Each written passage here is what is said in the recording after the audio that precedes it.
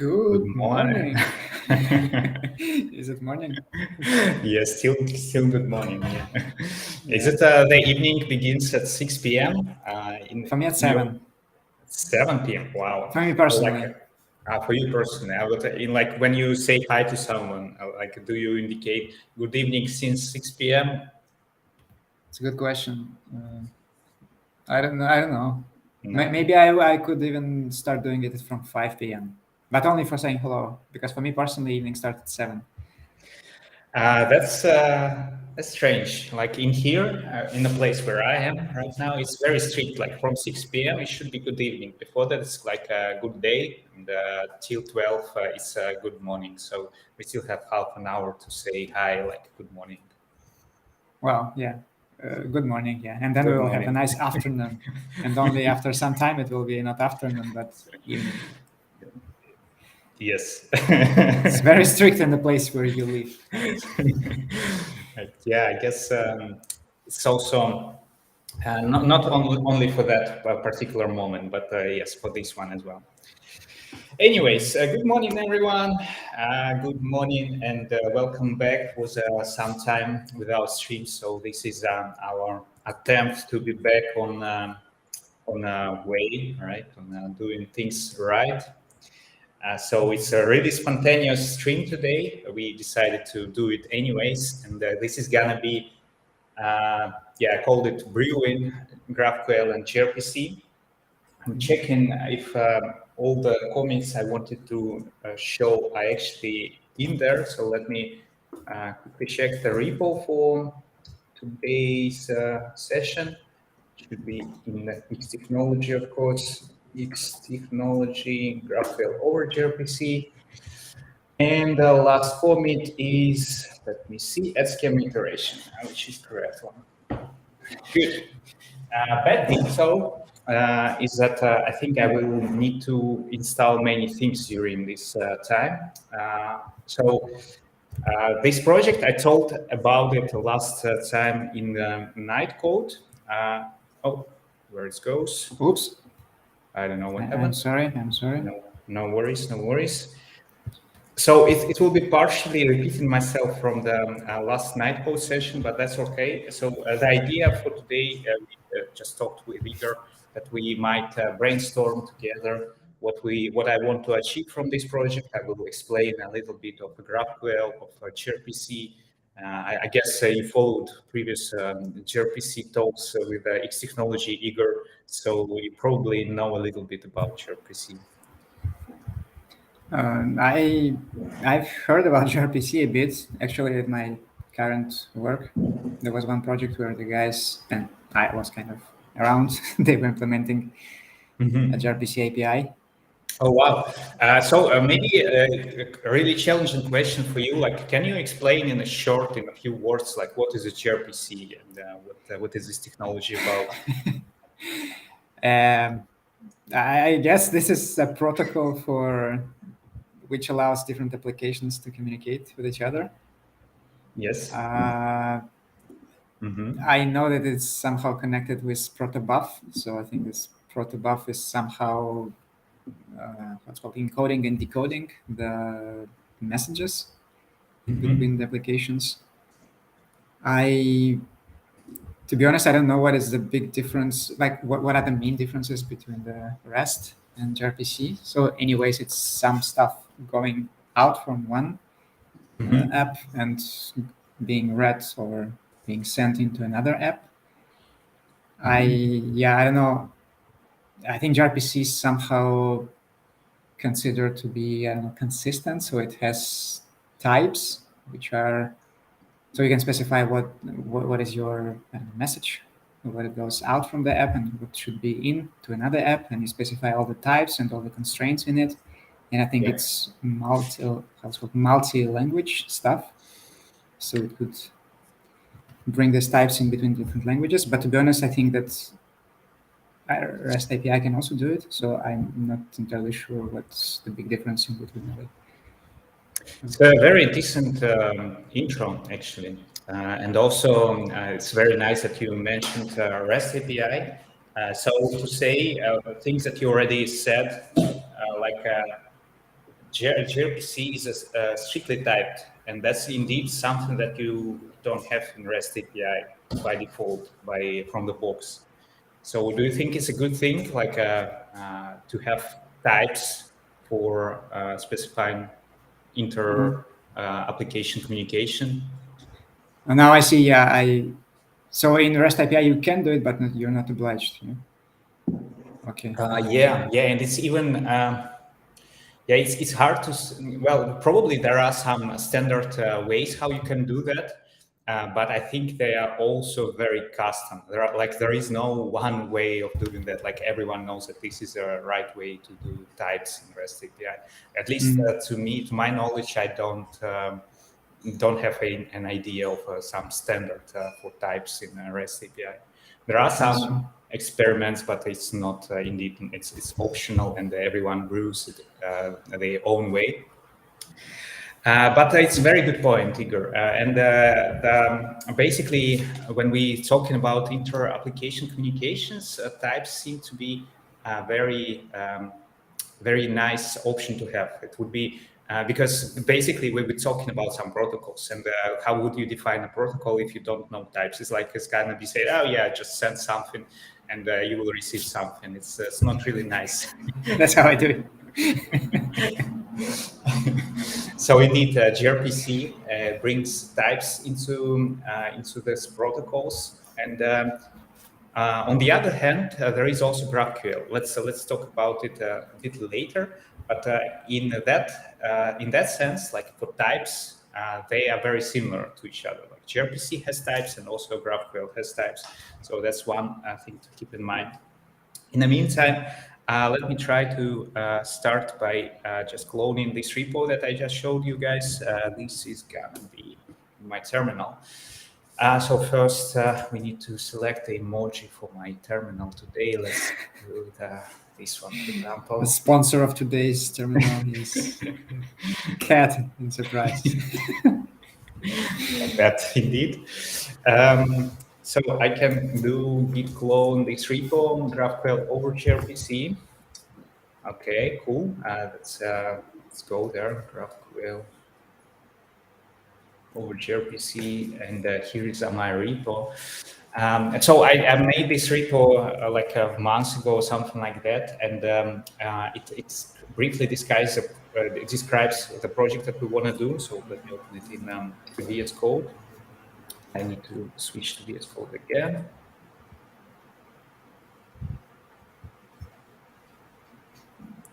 Should be that one. And like I told to Igor, probably I will need to install one more thing. So, but before that, what is this project about? This is yes, it was first called GraphQL over gRPC experiment, but I asked Andrew, and he said experiment is not a good word to name your project. So let's remove it directly. So the idea is that we want to combine somehow GraphQL and gRPC. I had it in mind, this idea, and I started exploring because GraphQL is also a new ground to me. It was not working much with GraphQL so far. So what I do here, I explore GraphQL standard, and I try to see if we can actually mix these two worlds, and if it can bring some useful matter to other projects as well. Yeah, let's see.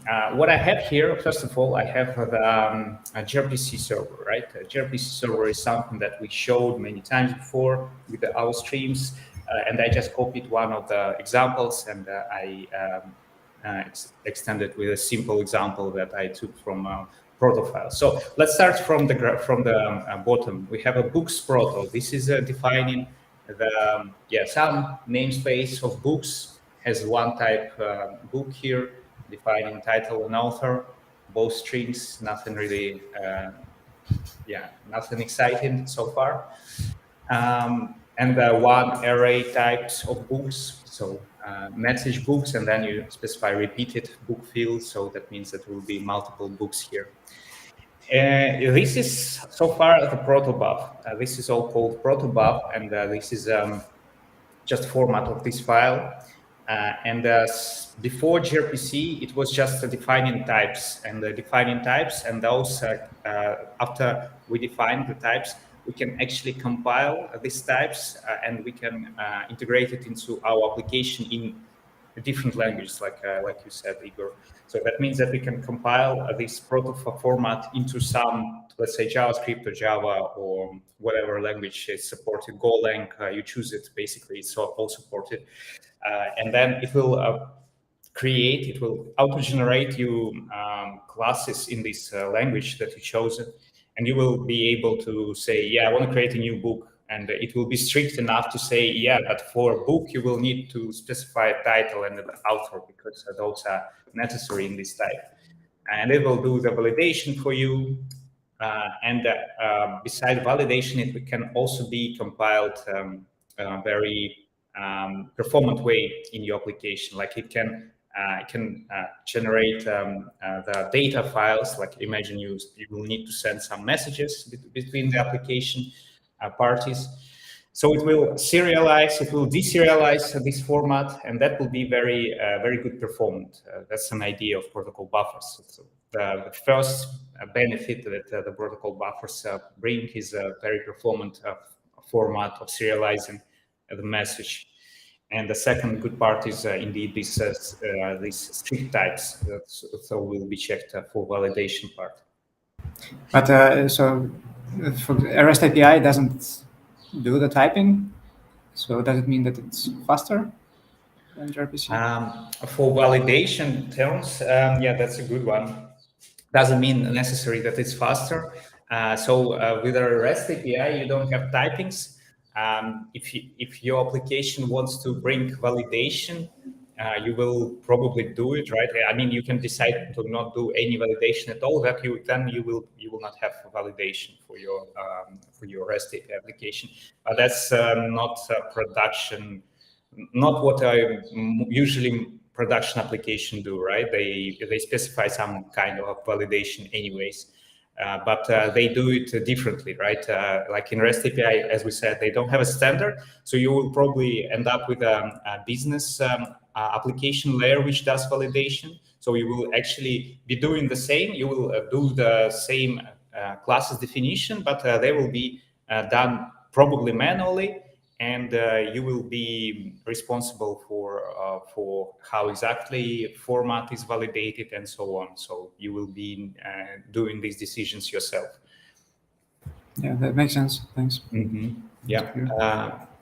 Yeah. So indeed.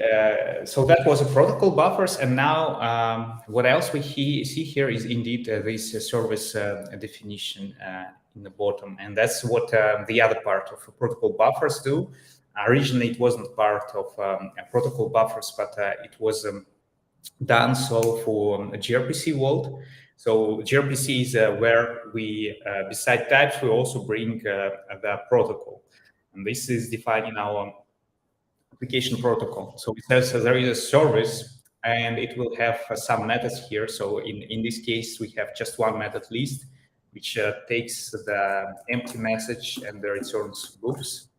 I have to define empty message here, but it's somehow supported with a gRPC and protocol buffer. So there is a way to reuse empty type, but yeah, I think it was tricky some time ago when I was exploring that, and probably it should be less trickier now. Okay, so this is the definition. And then you have a way to compile this definition into these classes in your language. In JavaScript, because JavaScript is very dynamic and it's not it's a loose tightly language, so it's also interpretable, right? Not compiled language. So there are two approaches. Like you can compile this protocol buffer object first, or the class first, and it will end up in some JavaScript file in your project that you can load, and you can create classes and do whatever. But you can also do it differently. You can just load it during the runtime, and let's say on your application boot up, you will interpolate this protocol buffer file, And after that, it's done. You will have this proton definitions in your language, and you can say, okay, this is my book service from a books namespace from the compiled or interpolated part. So first thing we do here, like I said, two ways. You can pre-compile or you can load. In this case, we just do load, and we do it on runtime. On starting up application, we create these types once during the runtime. I think is not a big overhead, to be honest, and many people prefer do it that way. But it's fine if you also define doing compilation stage first, then you don't have to do it on a runtime. Doesn't matter so much.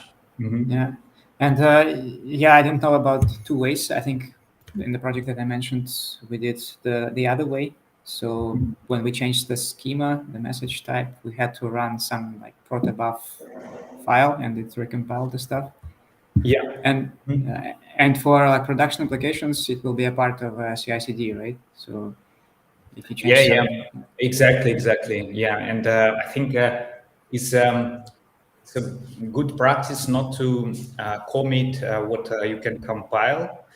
So in most cases, when you generate this code and you open this generated code yourself, I have an example that I made in this project already. I think it should be this one, for example. So this is my code output, and it says already it's generated code. Please don't edit or don't commit. It should be also saying so. You don't put it into repository normally. Indeed, you do it during the continuous integration, for example. I see. Yeah. In which language you had this project on your work? It was in Golang.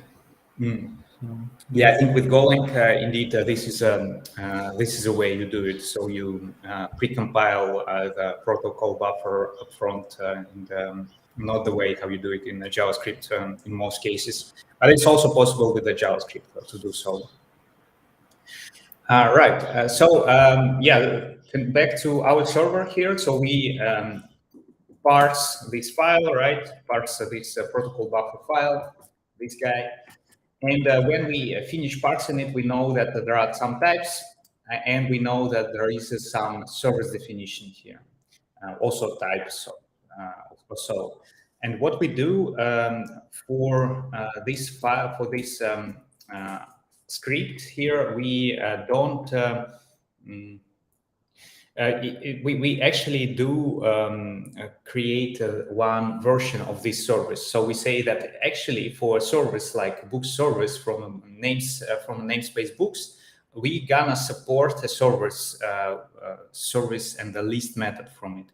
So that's what the declaration says here. I want to add a service of type book service, and this is gonna be the list.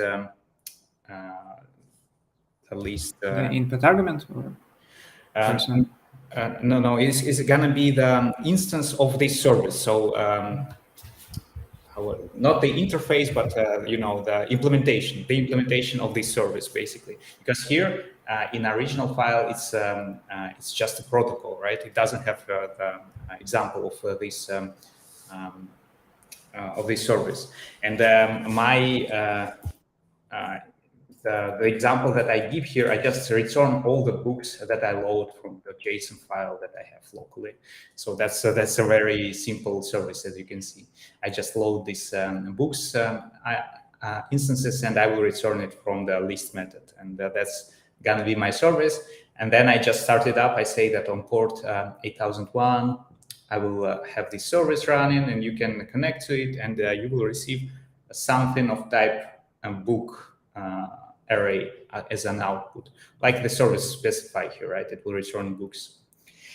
So yeah, that's a server running. Let's actually start it. Why not? And probably I will need at this point to install something else, right? This is my package JSON, so this is meta information for Node.js project. I can see here a bunch of dependencies. There is a gRPC JS dependency and proto loader dependency from gRPC namespace. Both are the npm dependencies, of course, and both are official gRPC libraries supported by community.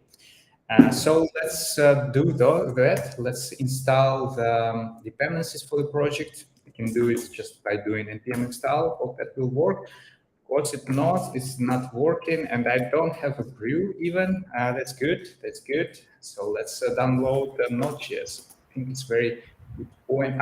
And I wanted actually to do it. I had to do it on upfront, of course, but I didn't have a chance to do so. So I need to first install npm and Node. Yeah. It's even more exciting like this. Yeah, Learning from scratch. Yeah. It's a new environment for me. So what I'm gonna do, I will actually be installing nvm, not just directly. Oh, sorry, I wanted to post it to somewhere else. Where is our chat here? Chat. Yes, here is a chat. So I'm gonna be installing this nvm sh. It has some bash commands. I don't want to switch to browser so far, so we'll show it in a terminal. So it has a script to install nvm. nvm is a node version manager, and you can just go to nvm sh github.com nvm sh nvm. You will find the curl to download the script, and here we go. We have nvm. Probably will need to create another session. Oh, it actually says close and reopen your terminal to start, or do the following. So we can actually just open another terminal with all the environment variables loaded. Now we have nvm. So nvm is cooler than just downloading Node.js and npm, because you have a list of what you can control which version of Node.js you want to use, or npm. And I just want to actually install latest available version of Node. So let's do that. nvm install Node should be really fast. I have a good internet connection. 25. That's current Node.js version. So now we have Node.js, we have npm, right? We have npm and we have Node.js. It was very easy so far. Let's install dependencies. Also very fast, as you can see. Yeah, it already has some outdated stuff, but I don't mind at this point. Right, and now I want to start a server. So let's start this gRPC server, npm run start gRPC server, listen on port. Wow, that's cool. So what I can expect from this service now, it's listening on port 8001, and we can try to just do curl on this port. What do you think, Igor, will happen if I just do that? I guess it should output these two books in the list, I hope. You wish. No? Okay. Yeah, you got an error. Right, that's correct behavior, and by design, I would say. So we started a service on port 8001, right? But a service in gRPC world is something more complex than just a REST API, right? Because in here we actually specify something else. We say that there is a method called list, and in our terminal we don't specify anything regarding this list, right? So that's that gives some idea what gRPC is a little bit harder than just REST API. So it's not just the HTTP call. You also need to provide additional information there, and you will be returned with a specific format, the gRPC format. So I have gRPC client, and that guy can communicate to a gRPC server. So you can expect that you will need to download to load this protocol buffer file again on a runtime or precompiled version of it, doesn't matter. So I just loaded. So after that, I have again my proto namespace. In this case, I don't have to create a server anymore, right? I have a server running. So instead, I want to connect to a server that is implementing my book service. And that's what I do. I say I want to create a client for book service that is running on this port. And after that, I can just call directly the methods that we defined previously, and that was just one. We say that we want to use a list method of gRPC. So I will send the request using this API, and I will get a list of books, hopefully, as a JSON. So in this case, that should work. And how I can call it, well, I have defined a script for that node.js client, npm run, start gRPC client, and here we go. So now we have a JSON of two books. Now we have the books. Yeah. So that works. That's working nicely. Yeah, and here, yeah, that was easy, right? That's so far is gRPC.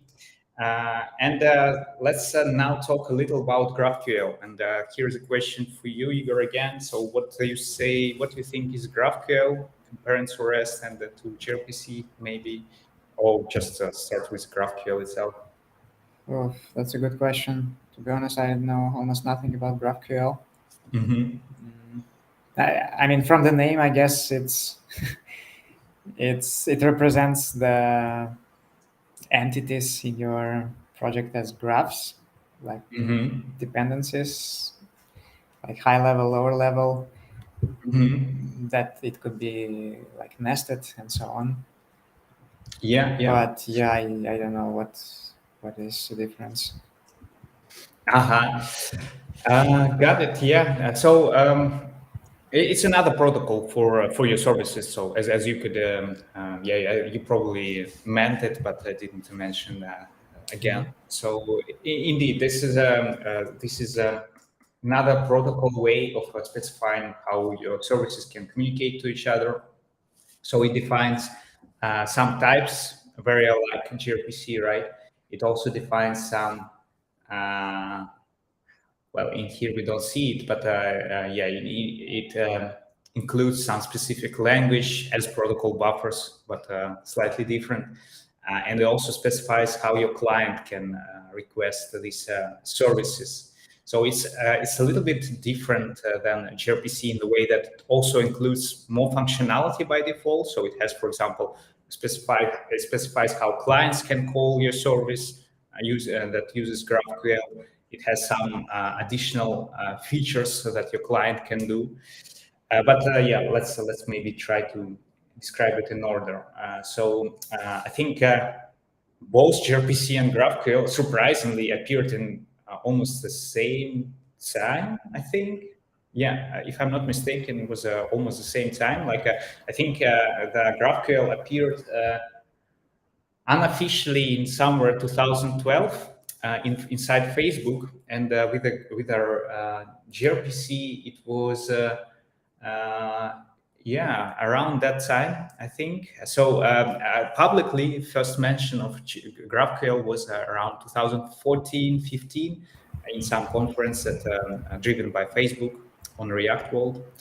And same sort of with gRPC, but on the other side, on Google. Pretty fresh. Pretty fresh, yeah, I would say so, yeah. And before that, actually, APIs were living in like a REST API, and also SOAP it was there, but I'm not really have much knowledge about SOAP. But it's, I think it should be very alike what we see here, but all the way with defining the protocols in XML and stuff like that. So I think REST API was the biggest, at least for like open projects, not like interbank communication, but all the plus or minus modern applications being used in a REST API. And do you know how is it currently in open source? Like, what is the proportion? What is the proportion? Well, it's a good one. I have some probably. Sparker. 1 second. I need to remember where was it. Okay, so Postman. I have a link. Actually, I showed it last time on Night Code. So yeah, it's good to be back. No, thanks. It helps to remember. So I don't know how good is this statistics, but I like these sort of articles lately. Like this one is statistics from Postman. Postman, this is a client application that you can use for testing your APIs. So other all sorts of applications locally. So they have a statistics article who is using what, and according to them, you see REST API is really huge. Like almost everyone is using REST API, and the rest is GraphQL after WebSockets. And there is a SOAP still. And gRPC is not that popular, but it's still in this top list. And you see slightly more protocols here. Well, it's hard to actually to see this chart actually, because webhooks or server-side events is I think a little lower level protocol than REST, for example, or SOAP or gRPC or GraphQL. But at least it gives some information. By the way, the question regarding gRPC, Mhm. so we always have to write our own client, right, to be able to send the right stuff to the server. Otherwise, what would be the alternative if you don't have to write a client? So I mean, we cannot just send a post request to Mm. this to the server, so it's impossible. Well, a good one. Most of these protocols are based on HTTP, and HTTP is a low-level protocol. Well, it's high level as well, but you can treat it as low level for gRPC or GraphQL.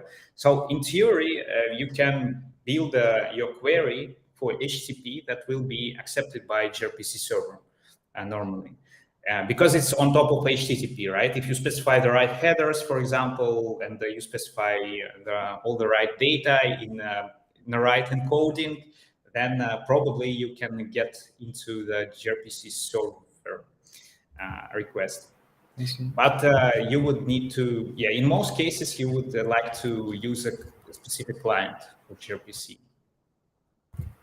Yeah, And makes sense. same goes for GraphQL, by the way. But we started with GraphQL. I started describing that pass.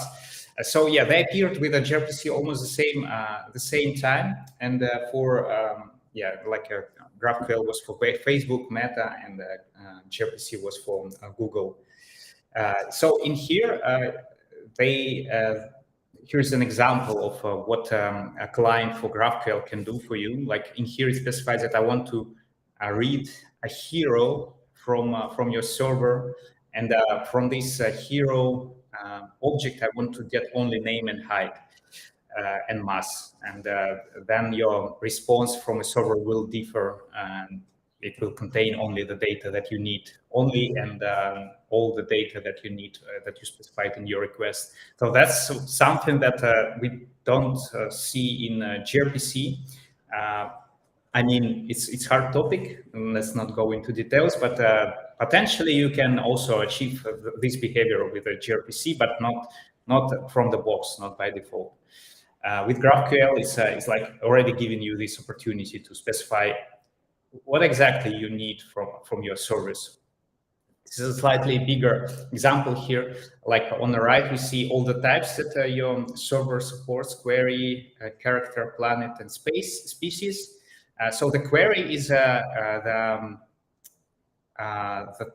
type that your server in GraphQL will need. Like a query is predefined type. You will need to specify here all the output data that you need. Like in here, I have specify only the hero, right? So that's what I can request from the client. And the rest is like some internal types. Well, internal, not actually, maybe not appropriate word here, but it's like it doesn't have an API the entry point for the character or for the planet.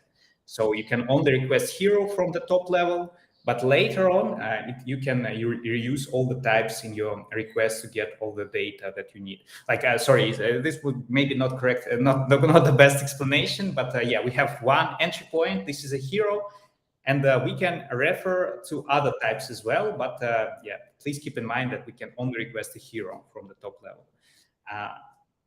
Like in a nested details, you can specify still many, and you can reuse all other types. Like here we say, I want to request hero, it will return a character. So I can say that from the character, I can actually request a name, and I can finish it here just like just name is gonna be enough. I will remove this friends field, and I will just be will be guessing a hero name. But I can go deeper. I can say, yeah, I also want to get the response of friends, and it also will be a link reference to array of characters. So yeah, in here it's you see the very nested object. Friends have name because they're also a character, and I can I specify more fields here like home world and so on and so forth. But there's gonna be a nested one. Well, it's just one demonstration. Yeah, please go ahead. Yeah, and so if I understand correctly, so on the right you specify all the types that exist in your project, but you don't necessarily use them. And No. so on the and on the left you specify the object that you want to have as an outcome of your request. Request. Yeah, that's exactly correct. Yeah. So on the left, this is our request. It can be different in your application, right? In one place you just need a hero name. In the other place you also need friends. You skip species for one. For the other one you can include. So a request can differ, right? But this on the right side is the server definition. This is what exists in your application, and you can also uses this data as a part of validation, but let's maybe talk about it in the next topic. And just one question here. So does it mean that when you change something, you have to do these changes in two different places? Yeah, seems so indeed. Like with GraphQL. Yeah, indeed. So, like, imagine you introduce something new to these types, like you say that it's always will need an ID, right, or something like that. So you will need to add it to a server, and in client maybe you would be able to skip like to be returned by ID, like you can omit the ID, but if you will need the ID, then you will need to update the queries as well. Yeah, I think you can skip the data that you don't need from a server anyway. So yeah, queries modification is gonna be not a necessary link to the server modification. Yeah, I don't know how good this sounds. Yeah, makes sense. Okay. Right. So what else here? So we so far saw that there are type definition in the server side. We also can specify that what we exactly need on a client side. Yeah, the ecosystem of GraphQL is huge. It also is big in gRPC, but with it feels like in GraphQL it's much bigger. Even like it has all kind of tool sets that you can imagine. It can, I'm just in the middle of exploring it myself, but it's really huge. Like you can also generate some code out of your GraphQL schemas. So it's really like the gRPC world in some way. Yeah, let's explore the project I have in GraphQL. It's very tiny in the same repository. Here we are. For GraphQL, I have this in TypeScript. By the way, it was not necessary, but I just begin with the TypeScript, and that was it. So I have to use this Apollo server, and we can compare it with a gRPC server. I needed these dependencies in the gRPC world, and I will show it in package.json as well. So this is for gRPC world, right? And for GraphQL, we need a different set of dependencies, which is GraphQL language, and Apollo server is the interpretation of a server that you can use for GraphQL. It's I think it's the most popular one. There are more than Apollo server, but this is the mainly used server for your applications. So yeah, here's gonna be my Apollo server. It's some hooks, not really interesting. Yeah, and this is some advanced stuff. So let's have a look at the type definitions first. So this is already looks slightly different, but also sort of the same, right? Here is my schema definition. This is very alike the protoc protobooks file, right? This guy and this guy. Look at that. So we have different formats. We have GraphQL on the left, protocol buffer on the right, but we still have to define the type book, right? The message, still title and author, both are strings. On the left side, we have a different notation again. That's why I hate these technologies. Like always, you have to reinvent the wheel yourself. Like, oh man, yeah.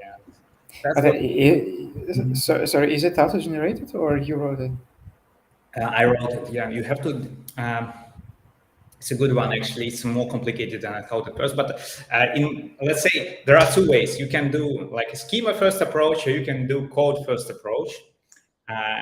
For schema first, like 50-50, we can think maybe slightly big, different proportion, but something like that. So in schema first, you first define these types yourself in application somehow. It can be a separate file, like you can put it in some GQL, like schema GQL in my case, was one example. But you can also put it inside your code somehow. In here is just a string with a schema inside, and then it's gonna be loaded and interpreted. So that's the schema first. With code first, you will be still using a schema, but you will be generating it on the fly from some metadata on your application. So it's gonna kind of the same, but it's more complicated. It's not that transparent, and but it can be useful. I don't know. I don't know if that's very understandable. Like in Python, you have Django, right? In Django, do you use decorators or not? Like the decorators word. Yeah, I know decorators. So you use Yeah, decorators in Django. yeah. To be honest, I rarely work with Django, so I don't know. Which one? In Flask, Yeah, we in use, Flask. yeah, Flask, yeah, we use decorators quite a lot. So in Flask, you use decorators. Yeah, What do you define with decorators, if you can remember? like the inputs, I think, the entry point of the Exactly. method. Mhm. Correct. Yeah. So indeed, like in most API frameworks, like a Flask or a Spring in Java or Nest.js in Node.js, there is this approach where you use decorators to don't write every time that this is gonna be post endpoint. It will require it will take these types of data as an input. This will be returned as an output. So you don't want to repeat yourself in many times. So that's why you, in some cases, you use decorators, which will do this work for you. And the code first approach for GraphQL is you also have some additional functionality in these decorators, which will be generating this schema for you. Because it's with decorators, you have this information, and you can transform this metadata information into the schemas, logical sort of. Yeah. I see. But just so you kind of wrote the whole string that is here, right? And Yeah. it is, and you had to write it in a correct way. Yeah, So that it should be syntactically correct indeed. Yeah, yeah. Otherwise, it will not compile. It will tell you some error, like okay, you have an error in your schema definition, so you will need to fix it first. So this is, I mean, that's what I see from a high level of difference of gRPC and GraphQL. So in gRPC, you have this format, message service, and Yeah. I guess it's just a bit easier to find an error in the code, or maybe I'm wrong. It's sort of the same actually. It's like imagine in here I use dot proto, but I can also write dot. Let's copy it. Books GQL, right? And it should be already. At least my editor recognizes the type of this file, and in some way it's the same as a proto, right? So for example, imagine I install some GraphQL plugin in my IDE. Good enough, I would say. Yeah, it's already installed, and it doesn't give still an errors. I'm wondering why. But if I just copy this guy here, I see. Okay. Yeah, yeah. So, So sort of the same. Yeah. It's and if I can, I don't know if I do a mistake here, will it say something or not? Depends on plugin. No, it doesn't give yeah, me. no, I see now. It's just like the way it's formatted in the VS Code. Yeah. In here it's just a string indeed, but you can adjust. You can also have a separate file definitions. That's not a problem. Yeah. And I will uninstall it. Sorry. Sorry,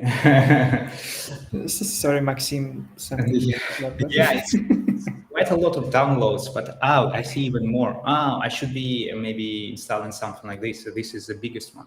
Okay, yeah, this sounds better. Okay, it's already probably yeah, hijacked some information from my local, so no problem. Whatever.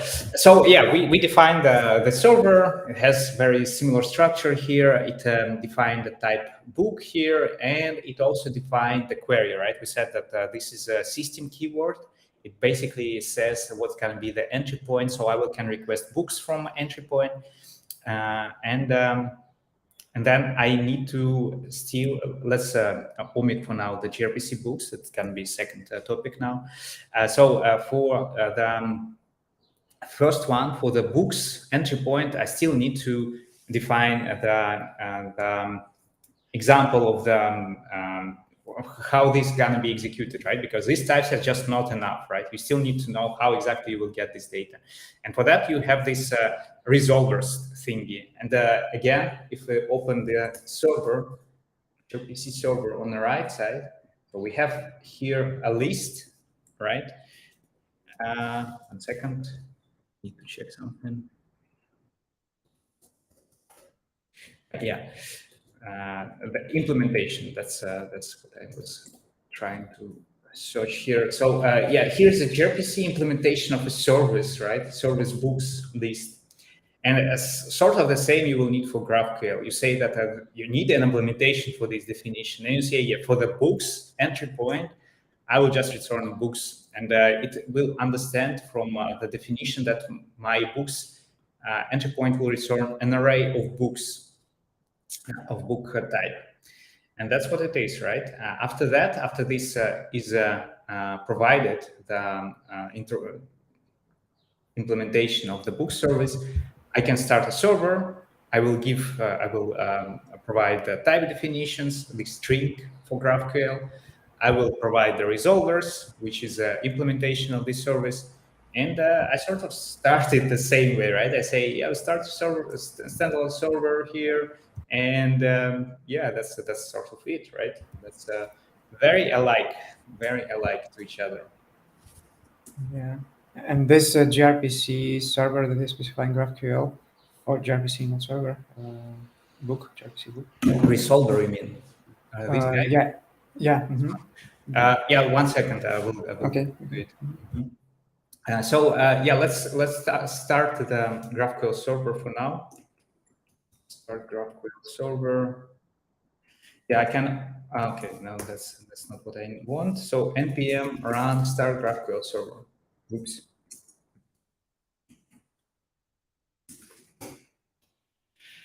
What it says here, cannot find model GraphQL server. Yeah, I need to first compile it because it's the TypeScript. So TypeScript you cannot execute directly with a node.js. You need to first transpile it to JavaScript. And I think I have this, should be having somewhere the build.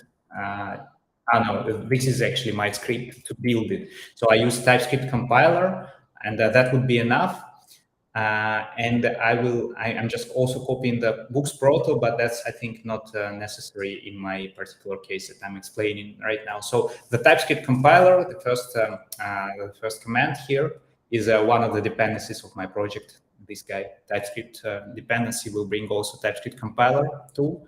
And yeah, I don't know if you're interested in this kind of stuff. I just can continue explaining all the stuff that I see on the screen. Please do. So I specified this dependency TypeScript, And if I open my node list, which is a place in my project where all these dependencies will be stored after I do npm install, show plain code text. As you can see, this is a JavaScript world. So this guy installed a TypeScript compiler. This is a part of the TypeScript project. If I click here, I think I can. No, I don't know if it can show where it comes from, but yeah, it goes to the TypeScript project itself. So if I scroll down here, I will find the TypeScript, yeah. And in here, it will say that actually it has the bin.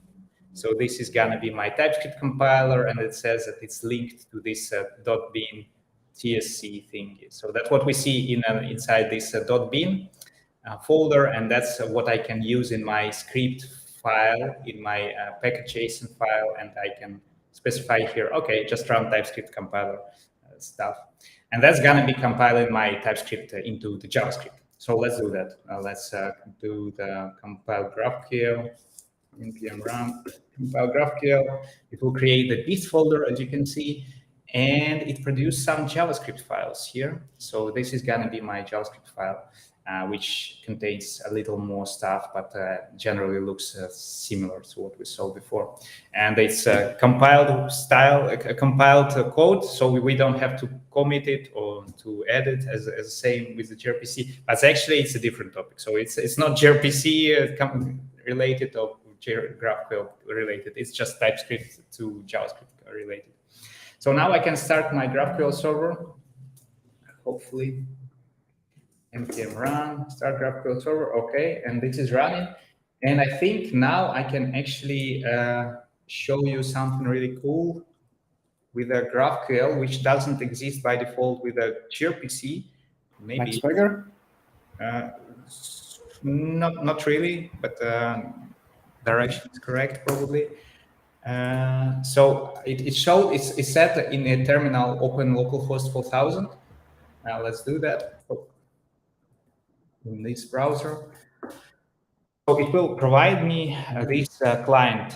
So the Apollo server, by default, it can give you this nice interface, like a postman, like a sort of a postman, but specifically for GraphQL. So it shows you all the types that you can use in your client request.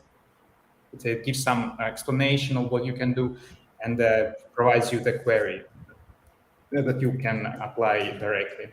So I can just modify here the query, example query is called, and I can specify, okay, I want to actually have books request, right? That's what we saw in a server definition. And I want to have just title returned from it. Let's also put author. So that's a syntax of what my client can request from a server. So I specify that I want also to get an author. No commas? And no commas, yeah. It's also very annoying to me. Like, why do you need to invent a new format? It's just so complicated. Like your mind is already full of all kind of protocols and formats. Why to make it more complex? Why do not just reuse what we have? But probably they have a good point of doing so. I don't know that. Wow, I like the rocket ship. Yeah, that looks cool, right? It should be GraphQL related. Yeah, it looks like a GraphQL built in the console log. Yeah, looks cool.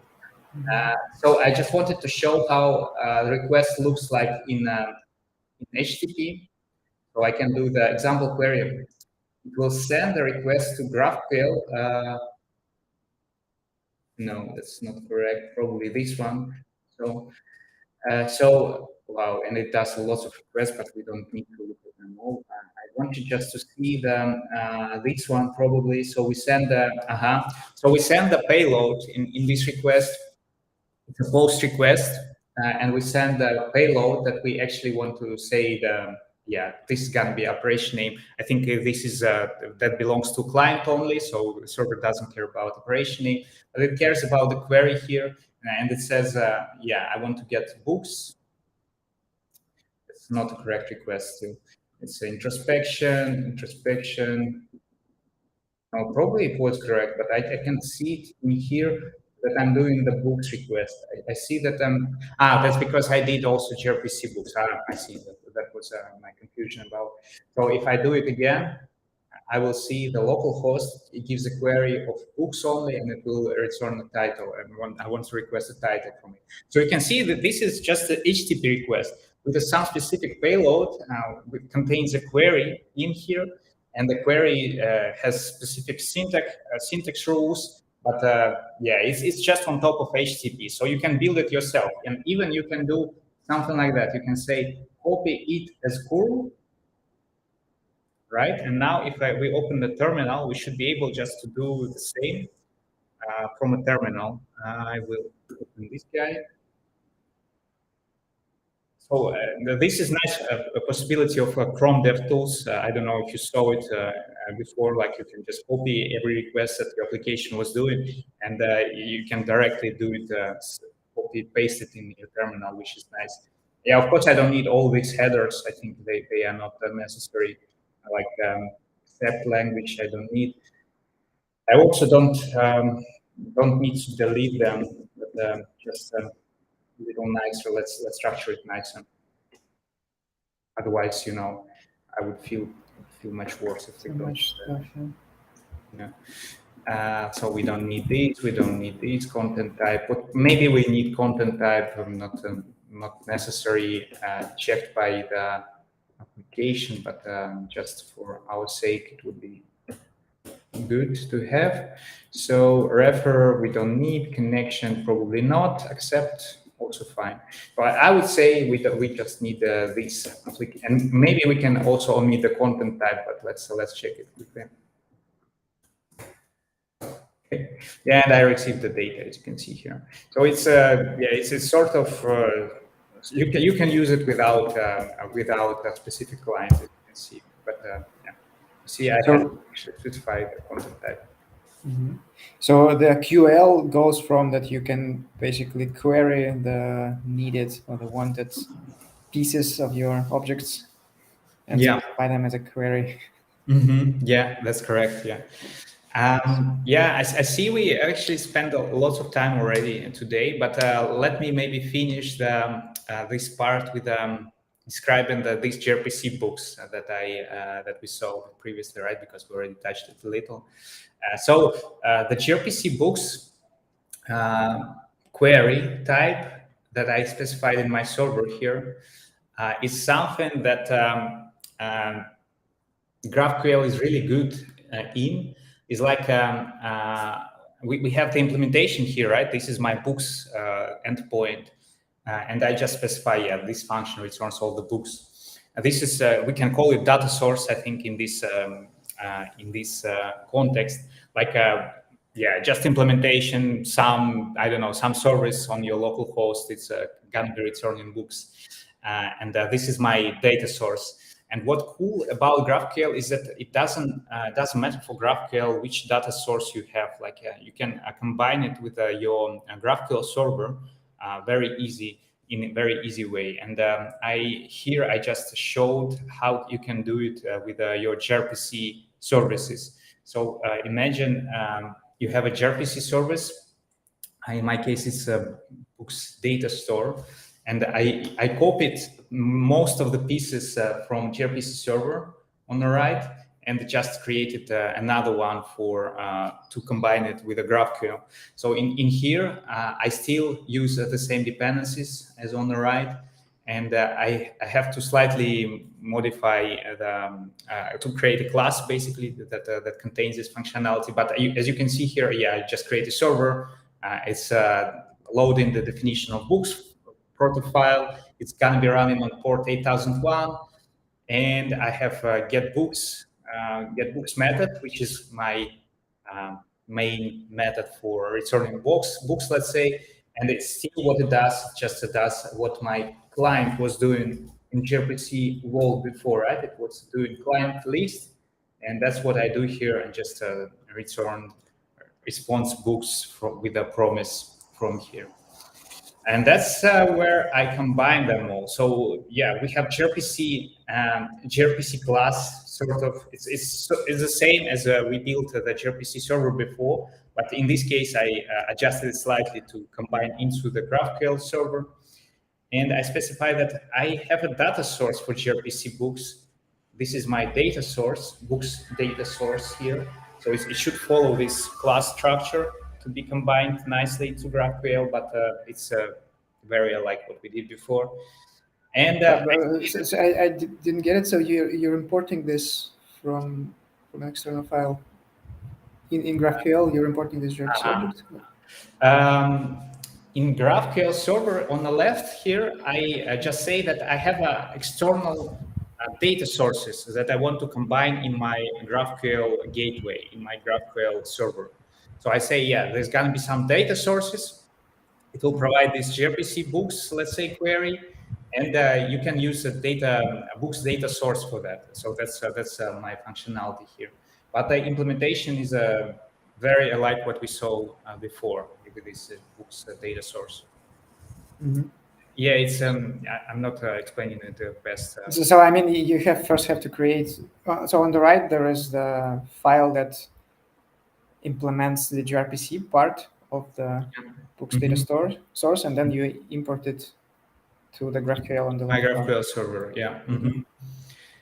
Yeah, and after that, I can request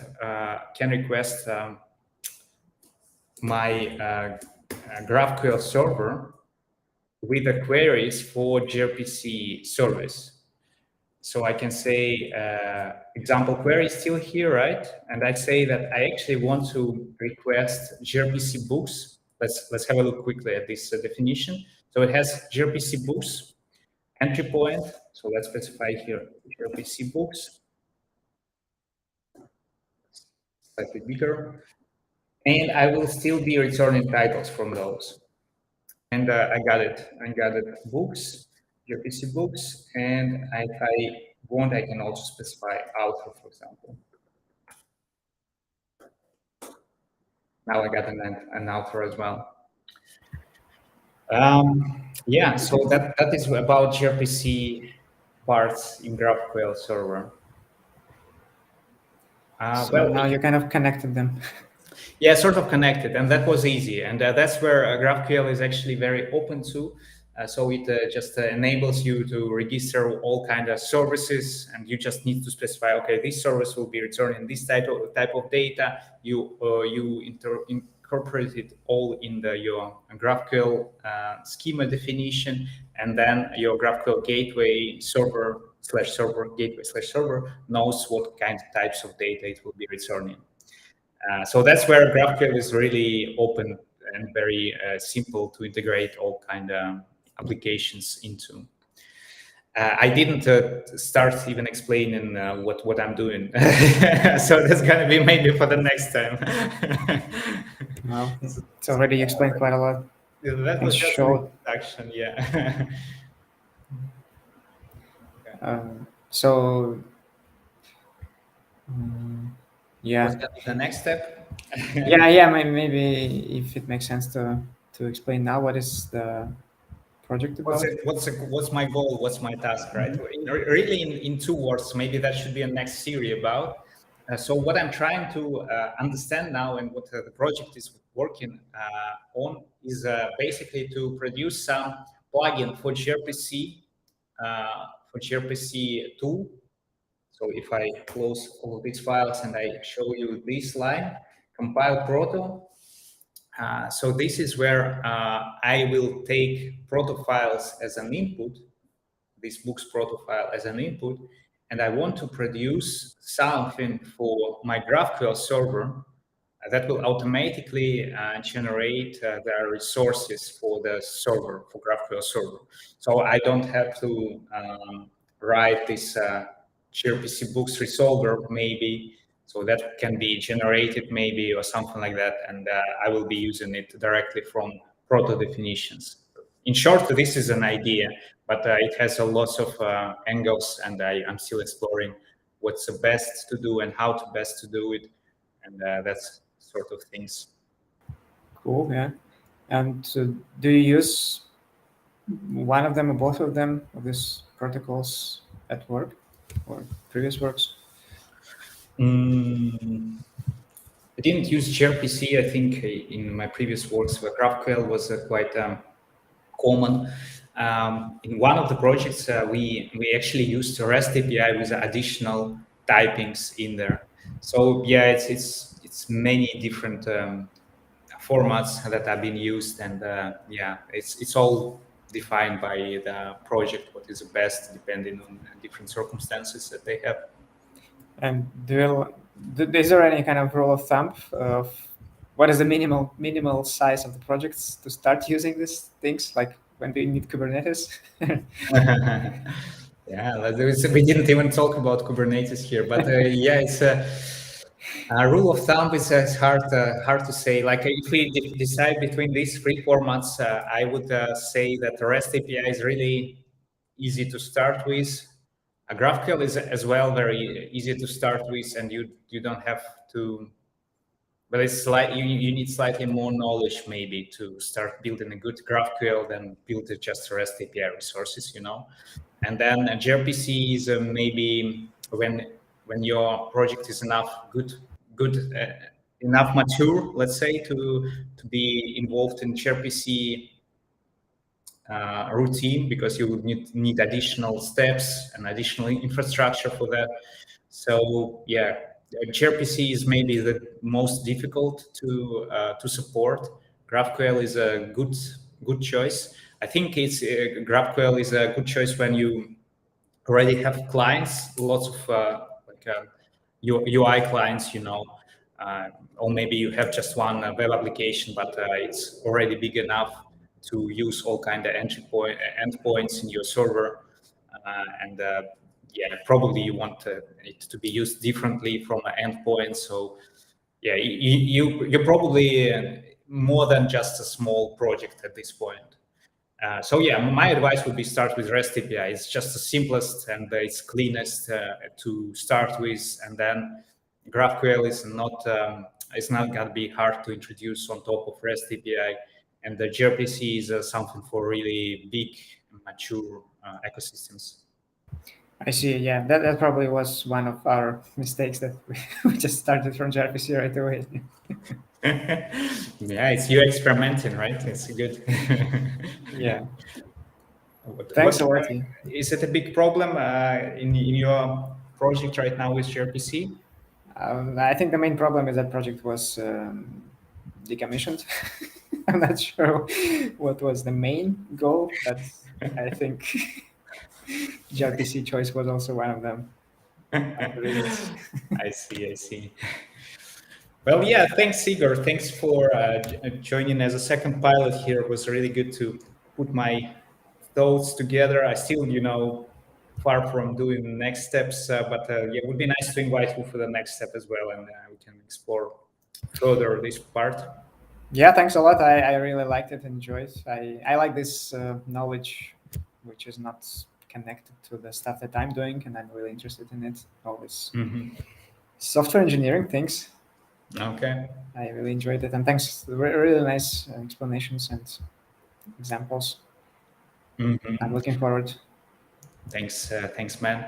And for people who were lucky, who we were lucky to have as watchers for this stream, please give us some feedback if you like it, if you don't like it. Subscribe to our channel, send it to your friends and family, especially to your grandparents.